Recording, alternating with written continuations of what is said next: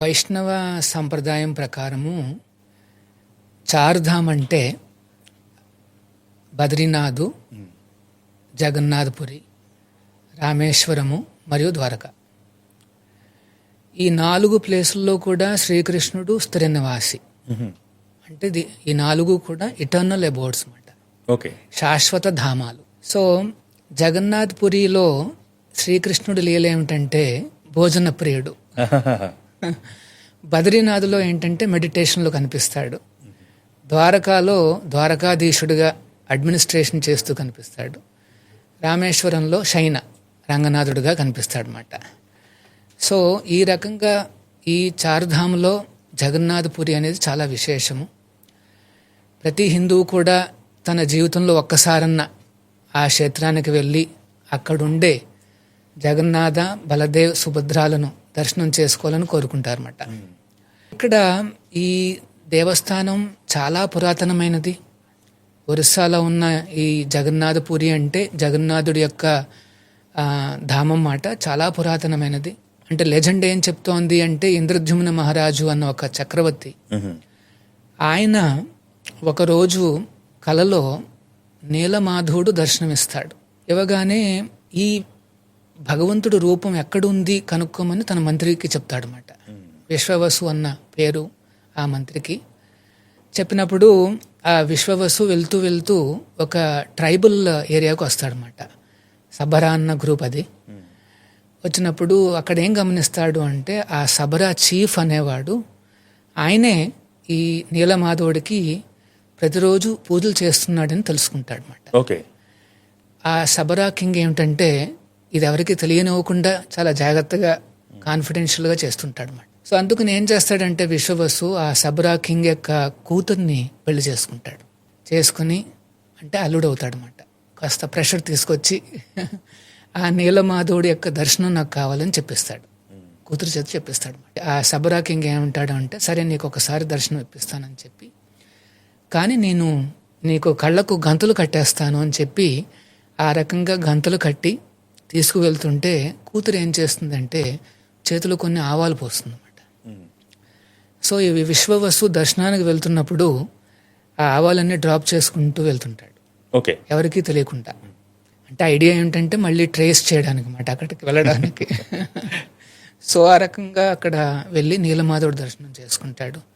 అపురూపమైన సౌందర్యం, దేవతార్చన చేసే విగ్రహం చూడగానే వెంటనే విశ్వవసు అనుకుంటాడనమాట, ఇంత అందంగా ఉన్న ఈ స్వామిని నా రాజుకి అంటే ఇంద్రద్యుమ్న మహారాజుకు చూపించాలని చెప్పేసి నిర్ణయించుకుని చివరికి ఆ మాట చేరుస్తాడు. ఇంద్రద్యుమ్న మహారాజుకు చేరుస్తాడు అన్నమాట. చేర్చగానే వెంటనే ఆ రాజు హుటాహుటిని వచ్చేస్తాడు. ఆల్రెడీ మార్గం తెలుసు కనుక వారు ఆ మార్గం వెంట వెళ్ళి అక్కడ దర్శనం చేసుకోవడానికి లోనికి ప్రవేశిస్తారు. కానీ అక్కడ విగ్రహం కనిపించదు. అందరూ ఆశ్చర్యపోతారన్నమాట. వెంటనే ఒక ఆకాశవాణి రూపంలో ఆ నీలమాధవుడే ఒక సందేశం ఇస్తాడు. ఈ కలియుగంలో ఈ రూపాన్ని మళ్ళీ మీరు చూడలేరు. సో నువ్వు జగన్నాథపురిలో విగ్రహ ప్రతిష్ఠ చేయి. ఒక సముద్రంలో తేలియాడుతూ ఒక దారు బ్రహ్మన్ అంటే ఒక పెద్ద వుడ్ బ్లాక్ వస్తుంది. ఆ పలానా రోజున వస్తుంది అది. దాన్ని చెక్కడానికి విశ్వకర్మ అని దేవత శిల్పి ఆయన కూడా వస్తాడని చెప్పి వెంటనే ఆ వాణి ఆగిపోతుంది అన్నమాట. సో రాజు వెనక్కి రాగానే చూస్తుంటాడు, ఆ సముద్రపు ఒడ్డును చూస్తూ ఉంటే చెప్పినట్టుగా ఎగ్జాక్ట్గా ఆ టయానికి దారు బ్రహ్మ చేరుకుంటుంది. వెంటనే ఆ శిల్పి కూడా చేరుకుంటాడు అన్నమాట. ఆయన ఏమంటాడు అంటే నాకు 7 రోజులు పడుతుంది ఆ విగ్రహాలను తయారు చేయడానికి. నేను లోన తయారు చేస్తూ ఉంటే ఎవరు కూడా డిస్టర్బ్ చేయకూడదు. 7 రోజుల తర్వాత సంపూర్ణంగా విగ్రహాలన్నీ పూర్తవుతాయని ఒప్పుకుంటాడు. ఇంద్రద్యుమ్న మహారాజు ఒప్పుకుని ఆ బ్రాహ్మణుడికి అంటే బ్రాహ్మణ రూపంలో వస్తాడు విశ్వకర్ముడు. ఆయనకి ఒక చక్కటి రూమ్ అదంతా ఇచ్చి ఆ లోన దారు బ్రహ్మను చేర్చి కావలసిన ఏమంటారు టూల్స్ అన్నీ కూడా అక్కడే పెడతాడనమాట. 5 రోజుల పాటు శబ్దాలన్నీ వస్తుంటాయి లోన్ నుండి, చెక్కుతున్నట్టుగా శబ్దాలు. సో వీరందరూ చాలా ఆనందంగా చూస్తుంటారు. 5వ రోజున ఆ శబ్దాలు ఆగిపోవడంతో రాజుకు కాస్త అనుమానం వస్తుంది. ఆ ఆతృతతో ఏం చేస్తాడు అంటే ఆ తలుపుల్ని విరక్కొట్టి లోనికి వెళ్ళిపోతాడు అనమాట. వెళ్ళగానే విశ్వకర్మ మాయమైపోతాడు. విగ్రహాలు అంటే ఆ ప్రతిమలు సంపూర్ణంగా లేనట్టుగా కనిపిస్తాయి అన్నమాట. ఇంకా ఇక్కడ ఒక క్వశ్చన్, దీన్ని మనం కంటిన్యూ చేస్తూనే, అంటే సాధారణంగా ఒక దేవాలయం అది వైష్ణవాలయం కావచ్చు, లేకపోతే శైవాలయం కావచ్చు, సతీ సమేతంగా భగవంతుడు దర్శనం ఇస్తూ ఉంటాడు. దంపతులు ఇరువురిని ప్రత్యేకమైన క్షేత్రాలలో మనం దర్శించుకుంటూ ఉంటాం. కానీ పూరికి వచ్చేటప్పటికి, పూరి క్షేత్రానికి వచ్చేటప్పటికి ప్రత్యేకత ఏంటంటే, ఎందుకు బలరాముడు సుభద్రాదేవి ఎందుకు అక్కడ కొలువై ఉంటారు? భాగవతంలో ఒక స్టోరీ చెప్పబడింది. రోహిణి అంటే బలరాముడు తల్లి అప్పుడప్పుడు ద్వారకాకి వెళ్ళి తన కొడుకుని చూసుకునేది అనమాట. సో ఒకసారి అలా ద్వారకాకి వెళ్ళినప్పుడు కృష్ణుడి భార్యలందరూ కూడా ఆమె చుట్టూ చేరి ఆ శ్రీకృష్ణుడి యొక్క బాల్యలీలలు వినాలి అని అడుగుతారు అనమాట. ఎందుకంటే రోహిణికిను యశోదామాయికి ఇద్దరికి కూడా తెలుసు కృష్ణ బలరాముల ఆ childhood pass times. So Rohini చెప్తుంది, నేను చెప్తాను ఇవన్నీ కూడా, కానీ ఒక కండిషన్ ఉంది అని చెప్తుంది. ఏమిటంటే, ఇది నేను చెప్తున్నప్పుడు ఎవరు లోనికి రాకూడదు. సో దీన్ని కాపలా కింద సుభద్రను పెడదాం మనం, ఎవరిని కూడా లోనికి రానివ్వకూడదు అనేసి ఒక రూల్ పెడుతుంది అనమాట. సో సరే అనేసి ఆ భార్యలందరూ కూడా వింటుంటారు ఆ లీలలు. భగవంతుడు లీలలు దివ్యమైన మాట. జన్మ కర్మచమే దివ్యం ఏవం యో వ్యక్తితత్వత అని భగవద్గీతలో చెప్పబడింది. భగవంతుడి యొక్క ఆ లీలలు అనేవి దివ్యమైన మాట. అవి వింటూ ఉంటే ఈ భార్యలందరూ తన్మయత్వంలోకి వెళ్ళిపోతారు. They're in ecstasy. ఆ సుభద్ర కూడా ఇవన్నీ వింటూ ఆమె కూడా మర్చిపోతుంది అన్నమాట తను చేయాల్సిన పనిని. అదే సమయంలో కృష్ణ బలరాములు వస్తారు. వచ్చినప్పుడు అంటే వారు కూడా ఈ రోహిణి ఏం చెప్తోంది అనేసి వినడం మొదలు పెడతారు అన్నమాట. మొదలుపెట్టినప్పుడు వారిలో శరీరంలో మార్పులు వస్తాయి. మనం కూడా ఎన్నో కొన్ని విషయాలు వింటే అప్పుడప్పుడు కళ్ళు పెద్ద చేస్తాం, ఇలా పెద్ద అవుతాయి. సో కృష్ణుడు కళ్ళు కూడా పెద్ద, జగన్నాథుడు కళ్ళు చూస్తే చాలా పెద్దగా ఉంటాయి. తర్వాత తబ్బి ఉబ్బి అంటాం కదా, అంటే కాస్త శరీరం కూడా మారిపోయినట్టుగా కాస్త భారీగా అయిపోవడము. ఇవన్నీ ఏమంటారంటే అష్ట సాత్విక వికారాలు అంటారు. అంటే ఒక భక్తుడిలో వచ్చే వికారాలు భగవంతుడిలో అనంతంగా కనిపిస్తాయి. అందుకనే ఆ శరీరంలో అన్ని పెనుమార్పులు వస్తాయన్నమాట. చేతులు లోనకి వెళ్తున్నట్టుగా, కళ్ళు బాగా పెద్దగా ఉన్నట్టుగా ఆ రకంగా కనిపిస్తాడు అన్నమాట జగన్నాథుడు. కృష్ణుడే జగన్నాథుడుగా ఆ రకంగా కనిపిస్తాడు, బలరాముడు కూడా అలా కనిపిస్తాడు. ఆ రూపాలను నారద ముని వారు దర్శించుకుంటారు. అదే సమయంలో రావడం జరుగుతుంది. వారు దర్శించుకోగానే వెంటనే కృష్ణ, బలరామ, సుభద్ర నార్మల్ స్టేజ్కి వచ్చేస్తారు. వచ్చినప్పుడు నారద ముని వారు అంటారన్నమాట, ఈ రూపాలు చాలా అద్భుతంగా ఉన్నాయి కృష్ణ, మాకు ఈ రూపాలు మళ్ళీ దర్శనానికి భాగ్యాన్ని కలిగించు అంటాడు.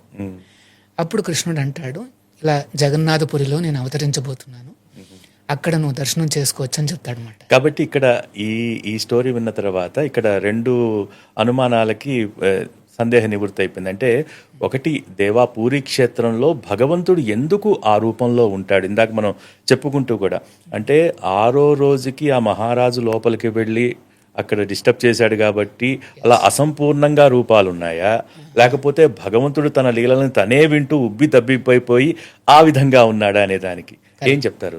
ఈ జగన్నాథ, బలదేవ్, సుభద్ర రూపాలు అనేవి అదే ఆ ఎక్స్టాటిక్ సిమ్టమ్స్ వల్ల వచ్చిన రూపాలు అన్నమాట.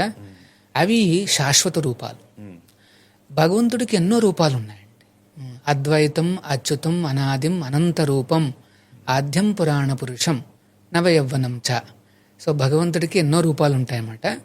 అందులో ఈ జగన్నాథ, బలదేవ, సుభద్ర రూపాలు అనేవి కూడా శాశ్వత రూపాలు. యాక్చువల్గా అలాగే అసంపూర్ణంగా కనిపిస్తున్న ఆ రూపాలు చూడగానే ఇంద్రద్యుమ్న మహారాజుకి మొత్తం ఏమంటారు, మనస్సంతా కూడా అకలావికలం అయిపోతుందన్నమాట. ఆ రోజు పడుకోలేకపోతాడు. అప్పుడు జగన్నాథుడు తన డ్రీమ్లో కనిపించి, ఇవి నా శాశ్వత రూపాలు. అంతే కదా, భగవంతుడి సంకల్పం అది. సో వీటిని ప్రతిష్ఠించు అనేసి ఎంకరేజ్ చేస్తాడు అనమాట. సో ఆ ప్రతిష్టకు బ్రహ్మదేవుడిని కూడా ఆహ్వానిస్తాడు. సాక్షాత్తు బ్రహ్మదేవుడు ప్రతిష్ఠించిన ఆ విగ్రహాలే ఆ జగన్నాథపురి క్షేత్రంలో ఉన్న ఈ జగన్నాథుడు, బలదేవుడు, సుభద్ర. కానీ ఇక్కడ ప్రత్యేకంగా చెప్పుకోవాల్సింది ప్రతి దేవాలయంలో కూడా మూలవరులు శాశ్వతంగా అలా స్థిర నివాసమై ఉంటారు. ఇక్కడ ప్రత్యేకత ఏంటంటే ప్రతి సంవత్సరం కూడా మూలవరుల్ని సిద్ధం చేయటం, కరెక్ట్, ప్రత్యేకించి సిద్ధం చేయటం. ఎందుకు అలా చేస్తారు స్వామి పూరి క్షేత్రంలో? వామన సంహిత అని, అంటే ఈ టెంపుల్లో జరిగే ఆ రిచువల్స్కి ఒక బేసిస్ మాట. సో శాస్త్రానుగుణంగా అక్కడ చాలా సంప్రదాయబద్ధంగా ఆ రిచువల్స్ అనేవి జరుగుతూ ఉంటాయి. ఇన్ఫ్యాక్ట్ జగన్నాథపురిలో ఉండే ట్రెడిషన్స్ వేలాది సంవత్సరాలు గడిచినప్పటికీ కూడా యాజ్ ఇట్ ఈస్గా మెయింటైన్ చేస్తుంటారు. ఇన్ఫ్యాక్ట్ వాళ్ళు చాలా స్ట్రిక్ట్గా మెయింటైన్ చేస్తారు. మూల విగ్రహాలు చూస్తే విశేషం ఏంటంటే అవన్నీ కూడా దారు బ్రహ్మ, అంటే వుడెన్ డీటీస్ మాట. ప్రతి 12 ఏళ్లకు కానీ లేదా అప్పుడప్పుడు 19 ఏళ్లకు కానీ ఈ వుడెన్ డీటీస్ అన్నిటికీ కూడా కొత్తగా వుడెన్ డీటీస్ తయారు చేస్తారు వాళ్ళు, చేసి అందులోకి ప్రతిష్ఠిస్తారు మళ్ళీ ప్రతి 12 ఏళ్లకి. దీన్ని నభ కళేబర అన్న ఒక ఫంక్షన్ ఉంటుందన్నమాట, ఒక ఈవెంట్, ఒక రిచువల్ ఉంటుంది. అందులో భాగంగా 12 ఏళ్ల తర్వాత, అంటే ఆ ఓల్డ్ సెట్ను వారు రీప్లేస్ చేస్తారన్నమాట, కొత్త సెట్తో రీప్లేస్ చేస్తారన్నమాట. సో ఇవి దారుబ్రహ్మతో చేసినవి కనుక ఒక గొప్ప అవకాశం ఏమిటంటే స్వామిని తీసుకెళ్ళచ్చు, కదిలించవచ్చు మాట. మరి ఎందుకు ఆ రకంగా తీసుకువెళ్తారు? రథయాత్ర వెనకాల ఉన్న ఆ రహస్యం మనకు అర్థం కావాలి. దానికి ఇంకొక లీల ఏమిటంటే శ్రీకృష్ణుడు మనం తెలుసు బృందావనంలో ఉన్నప్పుడు ఎన్నో లీలలు చేశాడు. గోపికలతోనూ గోప బాలులతోనూ ఎన్నో రకాల లీలలు చేసి ఆ తర్వాత జస్ట్ 16కు వస్తుంటే అక్రూరుడు తీసుకెళ్ళిపోతాడు, మథురాకు తీసుకుపోతాడు. ఆ మథురాకు వెళ్తున్నప్పుడు గోపికలందరూ కూడా ఆ రథం వెనకాల ఎంతో దూరం వస్తారు. వారందరికీ అష్యూరెన్స్ ఇస్తాడనమాట, మళ్ళీ నేను వస్తాను అని చెప్తాడు.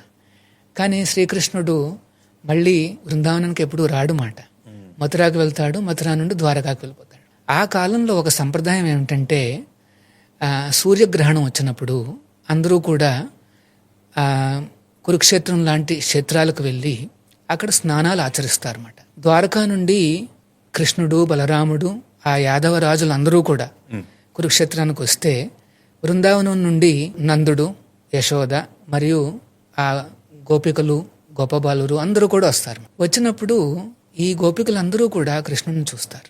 చూస్తే అంటే వాళ్ళల్లో చాలా రకాల ఎమోషన్స్, ఒక మిక్స్డ్ ఎమోషన్స్ వస్తాయి.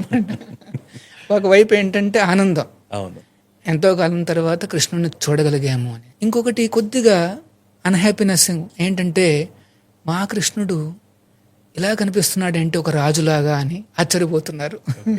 వాళ్ళకి నచ్చట్లా. సో వాళ్ళు ఏమనుకున్నారు అంటే కృష్ణుడిని మళ్ళీ బృందావనాన్ని తీసుకెళ్ళిపోవాలని చెప్పి ఒక రథంలో కూర్చోబెట్టి బృందావనం వైపుకు లాగుతూ ఉంటారన్నమాట. అదే రథయాత్ర అంటే. గోపికలు కృష్ణుణ్ణి బృందావనానికి తీసుకువెళ్ళడానికి చేసే ప్రయత్నం. చాలా చక్కటి ఊహ. తర్వాత దీంట్లో కూడా ఇందాక మీరు చెప్పారు విగ్రహాలను మలిచేది. నిజంగా ఇక్కడ ఒక చిన్న లైన్ మనం ఆలోచించుకుంటే భగవంతుడు మనందరినీ సృష్టిస్తాడు, కానీ ఆ భగవంతుడిని ప్రతి 12 ఏళ్లకోసారి సృష్టించడం అంటే మన చేతుల మీదుగా నిజంగా తయారు చేసే వాళ్ళు ఎంత గొప్ప అదృష్టవంతులు కదా. భగవంతుడు ఎన్నో రూపాలలో మన ముందుకు రాగలుగుతాడు. అందులో ఒక రూపం ఏంటంటే ఈ అర్చావతార రూపము అనేసి మాట. అర్చావతార రూపాన్ని ఎట్లా చేస్తారు అంటే మనం ఏదైనా విగ్రహం చేసామనుకోండి, ఆ బాధ్యత అంతా మనకేస్తాడు. అంటే మనకు ఆ సేవ చేసే భాగ్యాన్ని కల్పిస్తాడు. ఒక విగ్రహాన్ని మనం తయారు చేసిన తర్వాత దానికి ప్రతిష్ఠ అనేసి మనం చేస్తాం కదా. ఆ ప్రతిష్ఠా సమయంలో ఏం జరుగుతుంది అనేసి శాస్త్రం చెప్పింది అన్నమాట. భగవంతుడు, ఆ దేవాది దేవుడు, మనం ఏ విగ్రహం రూపాన్ని అయితే చేశామో ఆ రూపంలో తను మార్చుకుంటాడు. అదే రూపంలో దిగి వచ్చి ఆ విగ్రహంలో నిలుస్తాడు. మనం చేసిన విగ్రహ రూపంలోకి ఆయన ఆకృతిని మార్చుకుని అందులో దిగి వచ్చి నించుంటాడు. ఎందుకంటే మనం ఆయన ఒరిజినల్ రూపం సచ్చిదానంద విగ్రహాన్ని ఈ భౌతిక కళ్ళతో చూడలేమన్నమాట. సో అందుకనే మనకి విగ్రహం కావాలి. మనం చూడగలిగేది ఏమిటి? విగ్రహాలను, వీటినే. కానీ భగవంతుడు ఆ విగ్రహ రూపాన్ని తీసుకుని అందులో దిగొస్తాడు. అన్నమయ్య చెప్పినట్టు ఎంత మాత్రమున ఎవ్వరు దలచిన అంత మాత్రమే నీవని భగవద్గీతలో కూడా ఏ ధామాం ప్రపద్యంతే, నువ్వు ఏ రకంగా నన్ను చూడాలనుకుంటున్నావో సరే ఆ రకంగా నేను వస్తాను అంటాడు అనమాట. ఈ జగన్నాథపురిలో వారు ఇలాగా అంటే కొన్ని సంవత్సరాలకు అది రీప్లేస్ చేస్తుంటారు. అది ఇంకొక ఆపర్చునిటీ అన్నమాట. అవును. ఇక్కడ ప్రత్యేకించి మనం మాట్లాడుకుంటే సరే, జగన్నాథ రథయాత్ర గురించి అనేక విశేషాలు మనం మాట్లాడుకోవాలి. ఇంకా అంతకుముందు పూరి దేవాలయానికి సంబంధించి ఇక్కడేవో చాలా వింతలు ఉన్నాయి, చాలా విశేషాలు ఉన్నాయి అని చెప్తూ ఉంటారు. ఏంటి ఈ ఆలయ నిర్మాణంలో ఉన్న ప్రత్యేకతలు ఏంటి? ఆ ద్వారాలు కానీ, ఆ గోపురం కానీ, దానిపైన రెపరెపలాడే ఆ ధ్వజం కానీ, ఇవన్నీ చాలా ప్రత్యేకంగా చెప్తూ ఉంటారు ప్రభుజీ. ఏంటి వాటి విశేషాలు? ఖచ్చితంగా జగన్నాథపురి క్షేత్రం అనేది ఒక నామం. ఆ క్షేత్రానికి ఉన్న ఒక నామం ఏమిటంటే దుర్లభ క్షేత్రము అని. అంటే అంత తేలిగ్గా మనకు అర్థం కూడా కాదు. సాక్షాత్తు భగవంతుడితో సమానం ఆ క్షేత్రమే. అందుకనే ఆ క్షేత్రానికి ఇంకొక పేరు ఏంటంటే పురుషోత్తమ క్షేత్ర. పురుషోత్తమ కృష్ణుడికి ఒక నామము పురుషోత్తముడు అని పేరు అన్నమాట. భగవద్గీతలో చూస్తే 15వ చాప్టర్లో కృష్ణుడు ఈ రకంగా అంటాడు, అతోస్మి లోకే వేదేచ ప్రతితః పురుషోత్తమ అంటాడు. ఐఎమ్ సెలబ్రేటెడ్ యాజ్ పురుషోత్తమ అంటాడు. అంటే 3 రకాల పురుషులు ఉంటారు: అధమ పురుషుడు, మధ్యమ పురుషుడు, ఉత్తమ పురుషుడు. ఉత్తమ పురుషుడు అంటే పురుషోత్తముడు కృష్ణుడు. మధ్యమ అంటే మన హృదయంలో ఉండే పరమాత్ముడిని మధ్యమ పురుషులు అంటారు అన్నమాట. ఎందుకంటే పరమాత్ముడు దయాద్ర హృదయుడు. మనం చెప్పిన విధంగా ఆయన కోరికలు తీరుస్తాడు. కానీ పురుషోత్తముడు ఆయన ఎవరిని లొంగ తీసుకోలేరు. ఒక్క ప్రేమ ఉంటే తప్పితే ఆయన లొంగడు.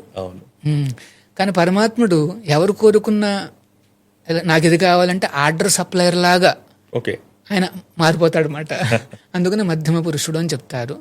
మనల్ని అధమ పురుషులు అంటారు. ఎందుకంటే మన పురుషత్వం అనేది అశాశ్వతం. ఈ కాలంలో టెక్నాలజీతో ఒకే లైఫ్లో కూడా వాళ్ళు మార్చేసుకుంటున్నారు.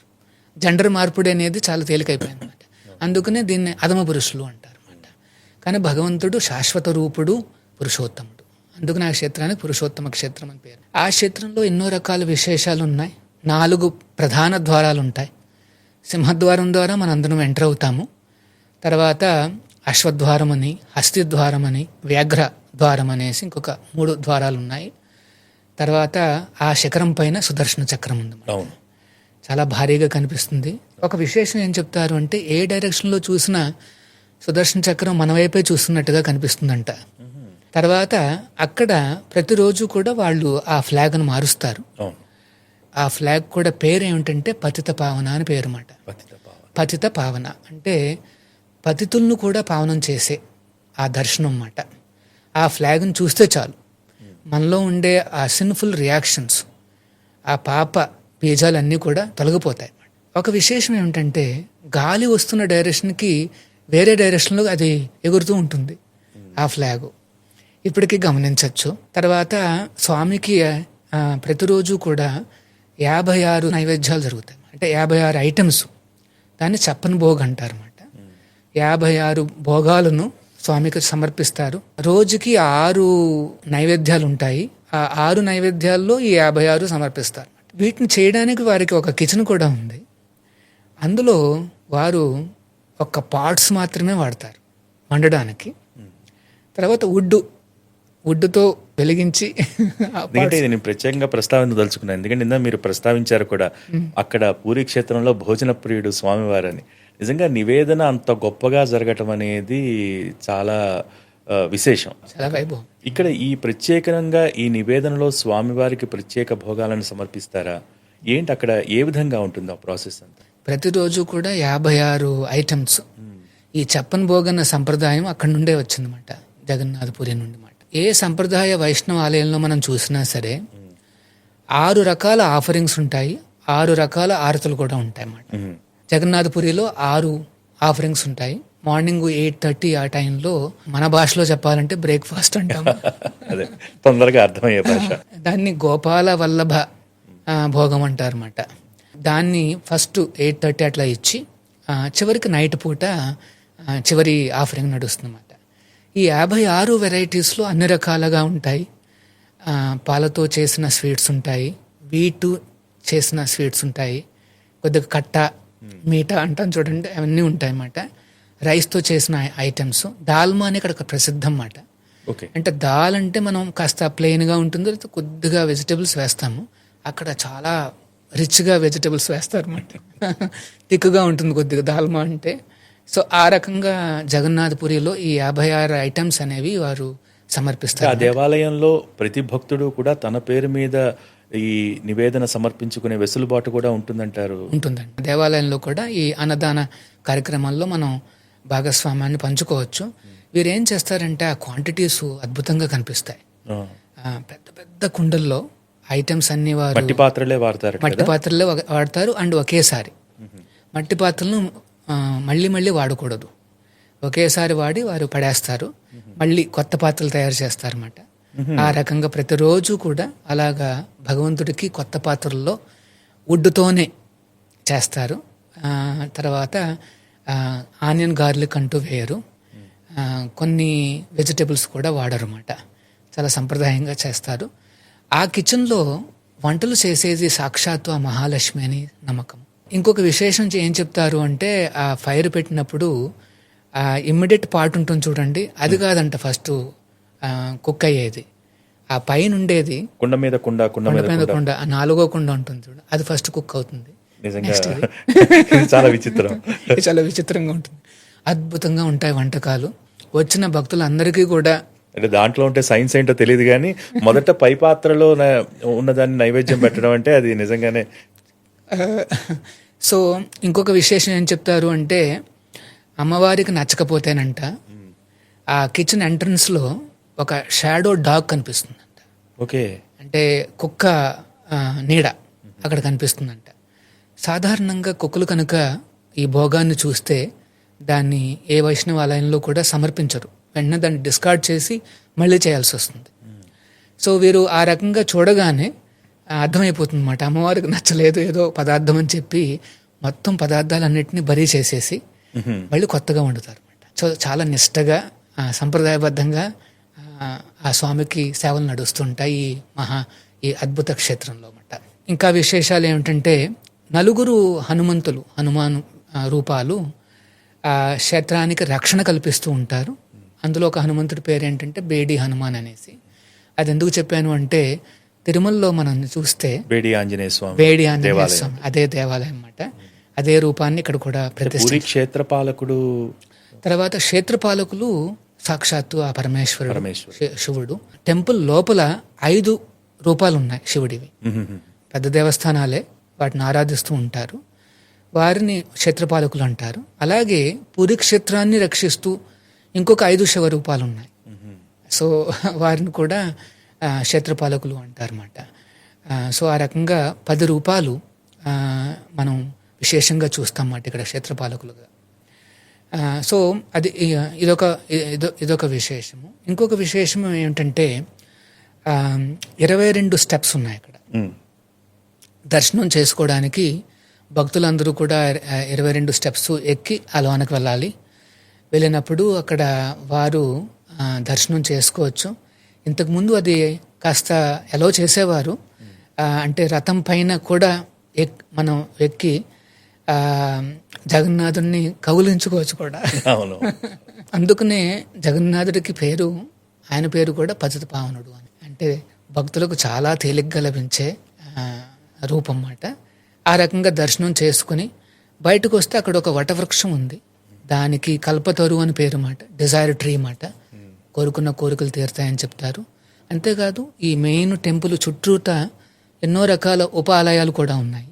సో ఆ రకంగా భక్తులు జగన్నాథపురికి ఒకసారి వెళ్తే 2-3 గంటలన్నా వారు ఈజీగా స్పెండ్ చేయొచ్చు. భగవంతుని ప్రత్యక్షంగా దర్శించుకోవటమే ఒక్క మాటలో చెప్పాలంటే. ప్రభుజీ, అనేక దేవాలయాలలో రథయాత్రలు మనం చూస్తూ ఉంటాం, చాలా ప్రత్యేకించి జరుగుతూ ఉంటాయి. కానీ పూరిలో జరిగే ఈ జగన్నాథ రథయాత్ర ఉండే ప్రత్యేకత ఏంటి? ఎందుకంటే వస్తున్నాయి జగన్నాథ రథచక్రాలని, అసలు ఎందుకంత స్పెషల్గా చూస్తారు అసలు? ఇక్కడ జగన్నాథ రథయాత్ర విశేషం ఏమిటంటే అనాదిగా వస్తున్న సంప్రదాయం ఇది. తర్వాత అన్ని శాస్త్రాలలోనూ చెప్పబడిన ఒక ప్రాచీనమైన ఆచరణ. రథయాత్ర వెనకాల చక్కటి భగవంతుడి యొక్క లీలలు. దీనివల్ల ఏమిటంటే చాలా ప్రాముఖ్యత సంతరించుకుంది.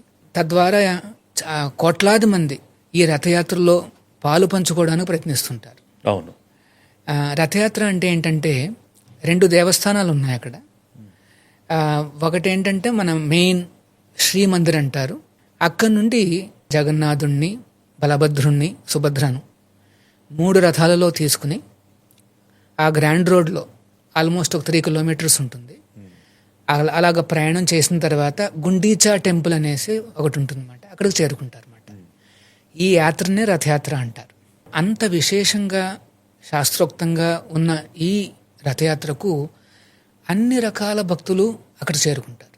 కృష్ణ భక్తులు ఉదాహరణకి ఎందుకంటే ఈ రథయాత్ర బృందావనం ఈ డీటెయిల్స్ అన్ని తెలుసు, వారు చేరుకుంటారు. సో ఒరిస్సాలో ఇది చాలా ప్రముఖమైన ఫెస్టివల్ కనుక లక్షలాది మంది ఆ రోజు అక్కడ చేరుకుంటారు అన్నమాట. సో గుండీచా మందిరాన్ని మనం చూస్తే అది ఒక బృందావనం 3 మాట. యాక్చువల్గా జగన్నాథుడి యొక్క ఆ శిల్పం చెక్కడం అనేది, ఆ ప్రతిష్ట అనేది అక్కడే జరిగిందని చెప్తారన్నమాట. అంటే ఒక రకంగా చెప్పాలంటే గుండీచా మందిరం అది ఒక బర్త్ ప్లేస్ మాట, అంటే బృందావనం, కృష్ణుడు అవతరించిన ప్రదేశం మాట. ఈ శ్రీమందిరము అంటే అది ఐశ్వర్య భావన అంటే ద్వారకాలో ఉన్నాడు కృష్ణుడు. సో కృష్ణుడిని అంటే కురుక్షేత్రంలో ఉన్న కృష్ణుడు అక్కడి నుండి బృందావనం తీసుకురావడం అన్నమాట. ఇది రథయాత్ర ప్రాముఖ్యత. కానీ లోపల స్వామివారి రూపకల్పన ఎంత ప్రత్యేకత సంతరించుకుందో, దాదాపు 2 నెలల ముందర నుంచే ఈ జగన్నాథ రథాల్ని, ఈ 3 రథాలని తయారు చేయడం అంత ప్రత్యేకత సంతరించుకుంది. ఏంటి స్వామి, అంటే ఎంతమంది దీనికి పనిచేస్తారు, ఏ రకమైన, అంటే దీంట్లో కూడా ఏమన్నా మళ్ళీ కొన్ని నియమ నిబంధనలు ఏమన్నా ఉన్నాయా? ఖచ్చితంగా వారు ఈ రథాలను అక్షయ తృతీయ రోజున కారు చేయడం అనేది ప్రారంభిస్తారు అన్నమాట. ఒక్కసారి రథోత్సవం పూర్తయిన తర్వాత మళ్ళీ ఆ రథాన్ని వాడరు, ఇంకా వాడరు. వాటిని ప్రసాదంగా భక్తులందరికీ ఇస్తారు అన్నమాట. మళ్ళీ అక్షయ తృతీయ నాడు వారు కొత్తగా ఈ స్పెషల్ వుడ్ ఉంటుందన్నమాట. ఆ సైన్స్ తెలిసిన ఆ పూజారులు, ఆ పండితులు వారు అడవికి వారే స్వయంగా వెళ్ళి ఫస్ట్ ఆ ట్రీని ఐడెంటిఫై చేస్తారు, ఎక్కడి నుండి అయితే ఆ వుడ్ని సేకరించాలి అనేసి. తర్వాత వారి యొక్క ఆగమ సంప్రదాయబద్ధంగా ఫస్ట్ అక్కడ కాస్త ఆ వృక్షానికి, ఆ భగవంతుడికి ప్రార్థనలు చేసి తర్వాత వుడ్ని కలెక్ట్ చేయడం ప్రారంభిస్తారన్నమాట. చేసిన తర్వాత అక్షయ తృతీయ నాడు ఎంతోమంది శిల్పులు ఈ రథాన్ని చేయడం ప్రారంభిస్తారు. జగన్నాథుడి రథానికి పేరేంటంటే నంది ఘోష్ అని పేరు. 16 చక్రాలు ఉంటాయి, భారీగా ఉంటుంది. ఐ థింక్ 42 feet 44 feet ఉంటుంది హైట్. 45. సో చాలా చాలా భారీగా ఉంటుంది అన్నమాట. ఆ సైన్స్ ఎంత దిట్టంగా ఉంటుందంటే ఇప్పుడు ఎన్నో తరాలు మారినాయి, అయినప్పటికీ కూడా ఆ సైన్స్ అనేది మారలేదు. ఇప్పటికొచ్చి మనం ఎటువంటి అన్టువర్డ్ ఇన్సిడెంట్ మనం ఎప్పుడు వినమాట. చేసే విధానం మారకుండా ఉండటం అనేది చాలా గొప్ప. ఆ విధానాన్ని కొనసాగించడం అనేది ఇప్పుడు, ఎందుకంటే ఆధునిక యుగంలో అనేక యంత్రాలు వస్తున్నాయి, ప్రతిదీ చెక్కతో ఉపయోగించి వారు చేయటం అనేది చాలా. సో అక్కడ ఈ నియమాలు అనేవి చాలా చక్కగా, సంప్రదాయాలు అనేవి చాలా చక్కగా పాటిస్తారు. సో అలాగా బలభద్రుడికి తాళధ్వజ అని పేరు, 14 చక్రాలు ఉంటాయి. సుభద్ర 12 చక్రాలు ఉంటాయి. దేవధళన అన్న పేరు మాట. సో ఆ రకంగా జగన్నాథుడి రథం అనేది మోస్ట్ అంటే భారీ రథం అన్నమాట. కొద్దిగా చిన్నది బలభద్రుడిది, తర్వాత సుభద్రది అన్నమాట. ఫస్ట్ ఏం చేస్తారు అంటే ఆ రోజున రథయాత్ర రోజున ఫస్ట్ జరిగే రిచువల్ పహండి అంటారు. అంటే దేవతామూర్తులను, భగవంతుడు జగన్నాథుడిని, బలదేవుణ్ణి, సుభద్రను, సుదర్శనుని గర్భాలయం నుండి తీసుకొచ్చి రథాల్లో ప్రతిష్ఠిస్తారు అన్నమాట. ఆ దృశ్యం మాత్రం 2 కళ్ళు చాలు, అంత వైభవంగా ఉంటుంది, చాలా అద్భుతంగా కలర్ఫుల్ గా రావడానికి ఎంత పోటీ పడుతూ ఉంటారు. వారందరూ కూడా చాలా ట్రైనింగ్ ఇవ్వబడిన అర్చకులు మాట. సో వారు ఏం చేస్తారు అంటే ఫస్ట్ అఫ్ కోర్స్ సుదర్శనుడు బయటకు వస్తాడు, ఆ తర్వాత సుభద్ర, మదర్ సుభద్ర బయటకు వస్తుంది, తర్వాత బలభద్రుడు వస్తాడు, తర్వాత జగన్నాథుడు వస్తాడు అనమాట. కొంత ఉత్సవ విగ్రహాలు కూడా వస్తాయి, విజయ విగ్రహాలు అంటారు అన్నమాట, వారు కూడా వస్తారు. ఆ రకంగా ఉపస్థితులు కాగానే సంప్రదాయ ప్రకారం ఇంకొకటి చారా పహన్రా అని ఇంకొక రిచువల్ ఉంటుంది అన్నమాట. అందులో భాగంగా ఏంటంటే అక్కడ పూరి ఒక కింగ్ ఉంటాడు, రాజు, గజపతి రాజులు అంటారు అన్నమాట. ఆ డైనాసిటీలో వస్తున్నవారు. సో ఆయన ఆ రథాల ముందుకు వచ్చి గోల్డెన్ బ్రూమ్తో అవును, బంగారు చిపురుతో చేస్తాడనమాట, క్లీనింగ్ చేస్తాడు. అంటే భగవంతుడి యొక్క సుప్రిమసీ ప్లస్ ఆయన ముందు అందరూ చిన్నవాళ్లే, అంతే కదా. ఆ హ్యూమిలిటీని చూపిస్తాడనమాట, ఆ నమ్రతను చూపిస్తూ ఆ భగవంతుడి ముందు దాన్ని క్లీన్ చేసి ఆ రకంగా రథయాత్రకు ఈ లోపల అచోలు కూడా వచ్చి రథాన్ని ప్రతిష్ఠిస్తారు. కొత్తగా చేసినవి కదా, అవును, వాటిని కూడా మంత్రోచ్చరణలు చేస్తూ దాన్ని ప్రతిష్ఠిస్తారు. అది పూర్తి కాగానే వెంటనే ఈ రథయాత్ర అనేది ప్రారంభమవుతుందన్నమాట. చేయగానే రథయాత్ర ప్రారంభం. అక్కడ తర్వాత రథయాత్ర ఇక్కడి నుంచి గుండీచా ఆలయానికి చేరుకోవటం, అక్కడ ఎన్ని రోజులు ఉంటుంది, మళ్ళీ దేవాలయానికి చేరుకోవటం, ఈ విశేషం ఏంటి స్వామి? ఎన్ని రోజులు జరుగుతుంది ఈ ప్రక్రియ మొత్తం కూడాను? సో రథయాత్ర ప్రారంభమైన తర్వాత 9 రోజుల్లో ఎన్ని పూర్తవుతాయి. ఆ రోజున ఫస్ట్ అమ్మవారు బయలుదేరతారు, తర్వాత బలభద్రుడు, ఆ తర్వాత జగన్నాథుడు. అప్పుడప్పుడు ఏమవుతుందంటే జగన్నాథుడు రథం ఒకవేళ గుండీచాకు చేరకపోతే అంటే ఈవినింగ్ టైం కల్లా వెంటనే వారు ఆపేస్తారు రథాన్ని అక్కడే. ఓవర్ నైట్ జగన్నాథుడు అక్కడే అలాగే ఉంటాడు. తర్వాత నెక్స్ట్ రోజున మళ్ళీ రథాన్ని తీసుకుని వెళ్ళి ఆ రకంగా గుండీచాకు చేరుస్తారు అన్నమాట. తర్వాత మధ్యలో కూడా చాలా రిచువల్స్ ఉంటాయి. ఈ రథాలకి ఒక చోట నుండి సంప్రదాయబద్ధంగా ఉండే కొన్ని మఠాల నుండి వారికి ఆ భోగం అనేది చేరుతుందన్నమాట, రథం పైకి వస్తుందన్నమాట. సో ఆ రకంగా చాలా చక్కగా ఆ ఈవెంట్స్ అన్ని పూర్తి చేస్తారు. రథాల్లో కూడా చూస్తే ఎన్నో రకాల పర్సనాలిటీస్ ఉంటారు. తర్వాత వారందరూ కూడా అవి మోగిస్తూ ఆ రకంగా రథాన్ని తీసుకెళ్తుంటారు అన్నమాట. సో చూడ్డానికి చాలా బాగుంటుంది, ఆనందదాయకంగా ఉంటుంది అన్నమాట. ఎవరైనా సరే సమర్పించవచ్చు, ఎవరైనా సరే వెళ్ళి ఆ రథాన్ని లాగచ్చు అన్నమాట. శాస్త్రం ఏం చెప్తోంది అంటే రథస్థం వామనం దృష్ట్వా పునర్జన్మన విద్యతే. ఆ జగన్నాథుడిని కనుక రథంలో పైన ఉన్నప్పుడు ఎవరైనా దర్శనం చేసుకుంటే ఈ సంసార చక్రం నుండి వారికి విముక్తి కలుగుతుంది అన్నమాట, మళ్ళీ పునర్జన్మ అనేది ఉండదు అనేసి చెప్పబడింది అనమాట. అంటే ఎంత తేలిగా చూడండి. అంటే మీరు చెప్తుంటే ఆ జగన్నాథ రథయాత్రలో ఆ శబ్దాలు, ఆ హోరు లయబద్ధంగా తాళవాద్యాలతో హోరు వింటూ ఉంటే అంటే ఎవరికైనా కొద్దిగా పక్క వాళ్ళు ఏమన్నా అనుకుంటారేమో అని నామోషి ఉన్న వాళ్ళు కూడా అక్కడికి వచ్చి నృత్యం చేస్తూ ఉంటారు చాలా మంది. అసలు ఎంత అద్భుతం, అది కేవలం ఆ క్షేత్రంలోనే సాధ్యమేమో. ఎగ్జాక్ట్లీ. సో అక్కడ ఆ రకంగా భక్తులందరూ కూడా ఏ రకంగా గోపికలు కృష్ణుడిని తీసుకెళ్ళ సో ఆ రకంగా వాళ్ళు వృందావనం తీసుకెళ్తుంటారు.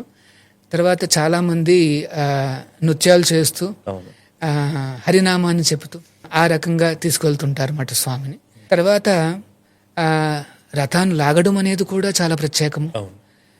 స్వామిని అట్లా చూస్తూ కాస్త కొన్ని స్టెప్పులు వేయడము ప్రత్యేకము. ఆ క్షేత్రంలో ఈ రథయాత్రలో ప్రతి స్టెప్ ఒక ప్రత్యేకత. దేవతలు వారు కిందకు చూస్తేనంట, ఈ పురుషోత్తమ క్షేత్రం చూస్తేనంట అక్కడ నివసించే వాళ్ళందరూ కూడా 4 చేతులతో కనిపిస్తారంట. అంటే ఆల్రెడీ వాళ్ళందరూ మోక్షము ఆల్రెడీ వచ్చేసింది వాళ్ళకి. భావిస్తూ ఉంటారు. మోక్షం ఏంటంటే సారూప్య, అంటే విష్ణువులాగా ఒక రూపం వస్తుంది. అలానే వారు విష్ణువు అని కాదు, 4 చేతులతో ఉన్న ఆయన సర్వేశ్వరుడు. ఇన్హాబిటెంట్స్ కూడా 4 చేతులతో ఉంటారు అన్నమాట. సో మంచి విషయం. సో అక్కడ గుండీచాకు చేరగానే అక్కడ 7 రోజుల పాటు అక్కడ వారు ఉంటారు. రథయాత్ర తర్వాత 5 రోజులకి ఒక విశేషం జరుగుతుంది. హేరా పంచమి అంటారు. హేరా పంచమి, పంచమి అంటే 5వ రోజు అనేసి పంచమి అన్నమాట. రథయాత్రకు ముందు జగన్నాథుడు నేను 3 రోజుల్లో వస్తానని చెప్పి వెళ్తాడనమాట. రాకపోయేసరికి అమ్మవారు కోపంగా ఒక పల్లకీలో వచ్చి అక్కడ గుండీచా ముందర జగన్నాథుడి యొక్క సేవకులు ఉంటారు కదా, సో వారందరికీ వార్నింగ్ ఇస్తుందన్నమాట. కోపంగా గుండీచాకు వచ్చి ఇంకా రాలేదు అని చెప్పేసి వెనక్కి వెళ్ళిపోతుంది అనమాట. It's a very interesting festival. అంటే అమ్మవారి తరపున కొంతమంది, తర్వాత జగన్నాథుడి తరపున కొంతమంది ఉంటారు, వారి మధ్యన డైలాగ్స్ కూడా ఉంటాయి. ఇటువంటి సన్నివేశాలను ప్రత్యక్షంగా చూడాల్సింది ఆ క్షేత్రానికి వెళ్ళి. సో అది పూర్తి కాగానే ఇంకొక 2 రోజుల్లోనే జగన్నాథుడు బయలుదేరతాడు, వెనక్కి రావడం మొదలు పెడతాడు. దీన్ని బహుడా రథ అంటారు. బహుడా అంటే లేకపోతే ఉల్టా రథయాత్ర అంటారు. ఆ రథయాత్ర పూర్తి కాగానే నెక్స్ట్ రోజునే ఏకాదశి దాన్ని సోనావేష్ అంటారు అన్నమాట. జగన్నాథుడికి సువర్ణ ఆభరణాలు ఇస్తారు. జగన్నాథుడికి, బలదేవుడికి, సుభద్రమయ్యకి లక్షలాది మంది వస్తారు ఆ దర్శనం చేసుకోవడానికి. చాలా అద్భుతంగా కనిపిస్తాడు స్వామి. ఆ సోనావేష్ అయిన తర్వాత ఆ ఐశ్వర్యంతో ఆయన అప్పుడు లోనికి మళ్ళీ ప్రవేశిస్తాడు. అద్భుతమైన దర్శనం. ప్రభుజీ, ఇక్కడ మనం ఆలోచిస్తే కనుక జగన్నాథ స్వామి వారి ఆరాధన గురించి మాట్లాడుకుంటే అనేక అద్భుతమైన విశేషాలు ఉన్నాయి. వాటన్నిటిని పాటించడం కూడా చాలా కష్టం. కానీ చాలామంది భక్తులు అడుగుతూ ఉంటారు, అంటే మామూలుగా మన ఇష్టదైవం కులదైవం లాగా జగన్నాథ స్వామిని ఆరాధించాలంటే, మనకి ఇష్టదైవంగా ఆరాధించాలంటే ప్రతినిత్యం ఇంట్లో ఏ విధంగా ఆరాధించుకుంటే బాగుంటుంది అనేది. జగన్నాథ, బలదేవ్, సుభద్ర అనే రూపాలు మనం ఒరిస్సా, బెంగాల్లో చూస్తే ఆల్మోస్ట్ ప్రతి ఇంటిలోనూ ఉంటాయన్నమాట. ఇది వాళ్ళ కల్చర్లో భాగం. ప్రతిరోజు కూడా వారు ఆరాధిస్తారు. ఈ ఆరాధన దేవస్థానంలో మేము ఎట్లా చేస్తాము అంటే 6 రకాల ఆరతులు, 6 రకాల నైవేద్యాలు సమర్పిస్తాం అన్నమాట రోజుకి. అది హైయెస్ట్ వర్షిప్. ఓకే. కొంతమంది భక్తులు ఏం చేస్తారా అంటే ప్రతిరోజు కూడా ఒక ఆరతి, ఒక నైవేద్యాన్ని సమర్పించి ఆ రకంగా మొదలు పెడతారు. సో ఇంట్లో కూడా ఆ రకంగా మొదలుపెట్టి క్రమక్రమంగా మనం పెంచుకుంటూ వెళ్ళొచ్చు. మనకున్న అవకాశం ప్రకారం, లేకపోతే మనకున్న ఏమంటారు ఆ మీన్స్ ప్రకారం చేసుకోవచ్చు అన్నమాట. ప్రతి ఒక్కరూ ఆరాధించదగిన ఆ రూపాలు ఈ జగన్నాథ, బలదేవ, సుభద్రమైన ప్రతి ఒక్కరూ కూడా తీసుకోవచ్చు, చేసుకోవచ్చు, ఈ ఆరాధన చేయొచ్చు. ఈ ఆరాధనను విశ్వవ్యాప్తం చేసింది ఎవరు అంటే ఈ హరే కృష్ణ ఉద్యమ సంస్థాపకాచార్యులు, విశ్వగురువులు, his divine grace AC Bhaktivedanta Swami ప్రభుపాదుల వారు. ప్రభుపాదుల వారు మొట్టమొదటి వైష్ణవాచార్యులు. ఈ సముద్రాలను దాటి ఆ పాశ్చాత్య దేశాలకు వెళ్ళారన్నమాట. సో తన గురువుగారు ఇచ్చిన ఆదేశాన్ని తీసుకుని తన ప్రాణంగా భావించి ప్రభుపాదుల వారు ఆ రకంగా సముద్రయానం చేస్తారు. కార్గో షిప్లో ప్రయాణిస్తారు. అంటే సన్యాసి కనుక ఆయన చేతిలో డబ్బులు లేవు, ఒక్క 40 రూపాయలు ఉన్నాయంతే. సో 40 రూపాయలు, వయసు ఎంత అనుకుంటున్నారు? 70 ఏళ్ల వయసు. ఆ వయసులో ఆయన కార్గో షిప్ ఎక్కి న్యూయార్క్ సిటీకి వెళ్ళాలనేసి కోరిక. సో ఆ రకంగా ఫ్రీ టికెట్ తెచ్చుకుంటారు కార్గో షిప్లో. దాని పేరు జలదూత అని పేరు మాట. ఆ షిప్ పేరు జలదూత. సో ఆ జలదూతలో ఆ రకంగా ప్రయాణిస్తూ ఉంటే ఎటు చూసినా సముద్రం నీళ్లు. సో వెంటనే 3 రోజులకే సీ సిక్నెస్ వచ్చేస్తుంది ఆయనకి. అంటే కొంత వామిటింగ్, తినాలనిపించదు అన్నమాట. అట్లాంటి పరిస్థితి, చాలా వీక్ అయిపోతారు. అనుకోకుండా హార్ట్ అటాక్ వస్తుంది. హార్ట్ అటాక్ వచ్చినప్పుడు చాలా వీక్ అయిపోతారు. అక్కడ ఉండే ఆ క్రూ, పైలట్ వీళ్ళందరూ కొద్దిగా సేద తీర్చి కాస్త మెడికేషన్ అది ఇచ్చిన తర్వాత తేరుకుంటారు. తెరుకోగానే మళ్ళీ వెంటనే 2వ హార్ట్ అటాక్ వస్తుంది. ఈసారి కూలిపోయినప్పుడు ఆల్మోస్ట్ ఒక ఏమంటారు అన్కాన్షియస్ స్టేట్లోకి వెళ్ళినప్పుడు ఆ శ్రీకృష్ణుడి దర్శనం లభిస్తుంది అన్నమాట. ఆయన కనిపించి ఇంకా నీకు ఎటువంటి ప్రమాదం లేదు, నీ ప్రయాణాన్ని కంటిన్యూ చేయని చెప్తాడనమాట. లేకపోతే ప్రభుపాదుల వారు అనుకున్నారంట, మేబీ ఇలాగా సముద్రం మధ్యలో వాడపైన నేను చనిపోవాలని రాసుందా? కాదండి, 2 సార్లు గుండె నొప్పి వచ్చిన తర్వాత ఏ మనిషి అయినా ఇంత వ్యాప్తి చేస్తారా, ఇంత ధర్మాన్ని ఇంత వ్యాప్తి చేస్తారా అనే ఒక్క క్వశ్చన్కి మంచి సమాధానం. అది చాలా ఆశ్చర్యకరమైన విషయం అన్నమాట. సో ఆ రకంగా ప్రభుపాదుల వారు ఇవన్నీ తట్టుకుని ఎప్పుడూ కూడా అడగలేదు అన్నమాట ఎవరిని, నన్ను వెనక్కి తీసుకుపోండి అని. ముందడిగే వేశారు. కానీ ఎప్పుడు ప్రభుపాదుల వారు మొట్టమొదటిసారి ఈ జగన్నాథ రథయాత్రని నిర్వహించారు, ఆ వైభవం ఏ విధంగా ఉండింది ఆ రోజున? సో ఆ రకంగా ప్రభుపాదుల వారు ఆ రకంగా ప్రయాణించి న్యూయార్క్ సిటీకి చేరుకుంటారు. చేరుకున్న తర్వాత ఎటు వెళ్ళాలో తెలియదు. 40 రూపాయలు చేతిలో ఉన్నాయి, కొన్ని ట్రంక్ బాక్సులు ఉన్నాయి. ఆ ట్రంకుల్లో భాగవతం పుస్తకాలు ఉన్నాయి. ఆయన వాడ దిగుతూ ఒక సెట్టు చేతిలో పైలట్ చేతిలో పెడతాడు. ఆయన పేరు పాండే, మిస్టర్ పాండే, నేను ఇప్పుడు అమెరికాకి వచ్చాను, నా దగ్గర $1 లేదు, ఈ 3 పుస్తకాలు తీసుకుని నీకు ఎంత తోస్తే అంత ఒక డొనేషన్ ఏమని అడుగుతారు.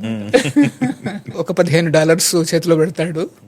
సో అది ఆ రకంగా ప్రభుపాదుల వారు తన ప్రచారం ప్రారంభిస్తారు అనమాట. నెక్స్ట్ 11 ఇయర్స్లో అక్కడి నుండి అంటే ఆ సందర్భం నుండి నెక్స్ట్ 11 ఇయర్స్లో ఆయన మహాసమాధి తీసుకున్నారు 11 ఇయర్స్ తర్వాత. ఆ 11 ఇయర్స్లో అన్ని ఖండాల్లోనూ 108 దేవస్థానాలు స్థాపించారు ఆయన. 108 సాధ్యం అసలు అది? అసలు సామాన్యుడికి సాధ్యమయ్యేది కాదు. 108 రాధాకృష్ణులు, లక్ష్మీ నరసింహ ఉపాసన మరియు జగన్నాథుడి యొక్క రథయాత్రలు. అంటే భారతదేశంలో చాలామంది కూడా పాశ్చాత్య సంస్కృతి వైపు వెళ్ళాలి, అక్కడికి వెళ్ళాలి, అక్కడేదో ఉంది, అక్కడేదో మహిమ ఉంది అని అటువైపు వెళ్తున్న సందర్భంలో ఆ రోజునే పసిగట్టి పాశ్చాత్య దేశాలకు వెళ్ళి అక్కడ మన సంస్కృతిని విశ్వవ్యాప్తం చేయడానికి ఒక బీజం వేశారు. చూడండి, అద్భుతం. అద్భుతం అండి. యాక్చువల్గా ప్రభుపాదుల వారు వెళ్ళినప్పుడు ఏం చూశారు అంటే పాశ్చాత్య దేశస్తులు అందరూ కూడా ఎదురు చూస్తున్నారు, ఆకలిగా ఉన్నారు. అంటే అన్ని రకాల సంపదలు ఉన్నాయి, అన్ని రకాల భోగాలు ఆల్రెడీ ఉన్నాయి వాళ్ళకి అమెరికాలో. తర్వాత కొంత వారికి కూడా ఏదో పరిచయం ఉంది అక్కడ, కాస్త మతం వాళ్ళ అదంతా పరిచయాలు ఉన్నాయి. అయినప్పటికీ కూడా దేనికోసం ఎదురు చూస్తున్నారు అన్నమాట వారు. సో ప్రభుపాదుల వారు వెళ్ళినప్పుడు ఆ రకంగా మొదలుపెట్టారు. ఒక పార్కులో ఒక రోజున కూర్చుని ఆచార్యుల వారు ఈ హరే కృష్ణ అనేసి పాడుతూ చేతిలో ఒక చిన్న దుందుబులాగా ఉందంటే ఇలాగా డప్పు అంటాం చూడండి, అట్లా అలా కొట్టుకుంటూ ఆయన పాడడం మొదలుపెట్టారన్నమాట. ఆ పార్కుకు వచ్చిన యువతీ యువకులు అమెరికన్స్ అన్నమాట. వారు ఏంటి శబ్దం అనేసి వారు వచ్చారన్నమాట, చూడ్డానికి వచ్చారు. ఎవరో కాస్త బ్రైట్గా కనిపిస్తూ వింతగా దుస్తులు వేసుకున్నారు. అంటే సన్యాసి కనుక ఆయన డ్రెస్సు సన్యాసి డ్రెస్సు ఉందన్నమాట. వీరికి వింతగా కనిపిస్తూ ఉంది. ఏం పడుతున్నాడు అనేసి వినడానికి ట్రై చేస్తున్నారు అన్నమాట. అదేమో సంస్కృతంలో ఉన్నట్టుగా అనిపించింది వారికి. అంటే హరే కృష్ణ హరే కృష్ణ యాక్చువల్గా భగవంతుడి నామాలే, కానీ వారికి ఏం తెలియదు అన్నమాట. అలా వింటూ వింటూ వింటూ ఆ హరినామం యొక్క ప్రభావం వాళ్ళలో వచ్చింది. క్రమక్రమంగా శిష్యులయ్యారు. అలాగా ప్రభుపాదుల వారికి 10,000 మంది శిష్యులయ్యారు 11 ఏళ్లలో. మరి శిష్యులు అంటే డౌట్లు వస్తాయి కదా, మరి ఆ డౌట్స్కి మరి ఆన్సర్స్ ఇవ్వాలి గురువు అంటే. ఆయన లేఖలు వేలాది లెటర్స్ రాశారు స్వయంగా వారందరికీ. ఇవన్నీ చేస్తూ ప్రపంచవ్యాప్తంగా ఉన్న ఆర్గనైజేషన్ మేనేజ్ చేస్తూ 80 పుస్తకాలు రాశారు. అర్ధరాత్రి పూట 1 గంటకు లేచేవారు. 1 గంట నుండి 4:30 వరకు డిక్టాఫోన్లో డిక్టేట్ చేసేవారు అన్నమాట. ఏంటి ఈ ప్రభుపాదుల వారి యొక్క వ్యాఖ్యానాలు. ఎందుకంటే పుస్తకాలన్నీ సంస్కృతంలో ఉన్నాయి, ఆయన ఇంగ్లీష్లోకి వ్యాఖ్యానాలు ఇచ్చి ఆ శిష్యుల్ని చెప్పారన్నమాట. మీరందరూ దీన్ని టైప్ చేసి ఆయనకు చూపించేవారు. ప్రభుపాదుల వారు చూసిన తర్వాత పుస్తకాలు ప్రింట్ చేసేవారు అన్నమాట. ఆ రకంగా ప్రభుపాదుల వారు 80 పుస్తకాలు తయారు చేశారు. 10,000 మంది శిష్యులు, 108 దేవస్థానాలు. జరిగిన 11 సంవత్సరాలే, అన్ని 11 సంవత్సరాలు పూర్తయింది. ఇందులో విశేషంగా ఈ జగన్నాథుడి రథయాత్రను కూడా ఆయన విశ్వవ్యాప్తం చేశారు. ఎందుకంటే ఎక్కడైతే దేవస్థానం ఉంటుందో మేమందరం కూడా రథయాత్ర చేయాల్సిందే. అది మా ఏమంటారు మా యొక్క డే టు డే లైఫ్, లేకపోతే ఇయర్లీ లైఫ్లో భాగం. అది ఆ 11 సంవత్సరాల కృషి ఇప్పటికీ ఆధ్యాత్మిక సైనికులను తయారు చేస్తూనే ఉంది. 50 ఏళ్ల తర్వాత కూడా మీరు చూస్తున్నారు అంటే లక్షలాది కోట్లాది మంది దీనికి ఆకర్షితులవుతున్నారు. కొన్ని దేశాల్లో అయితే ఈ హరే కృష్ణ అనేది ఫాస్టెస్ట్ గ్రోయింగ్ రిలీజియన్ అక్కడ. సో అట్లాంటి వైభవంగా సో ఫస్ట్ శాన్ ఫ్రాన్సిస్కోలో ప్రభుపాదుల వారు ఈ రథయాత్రను చేశారన్నమాట.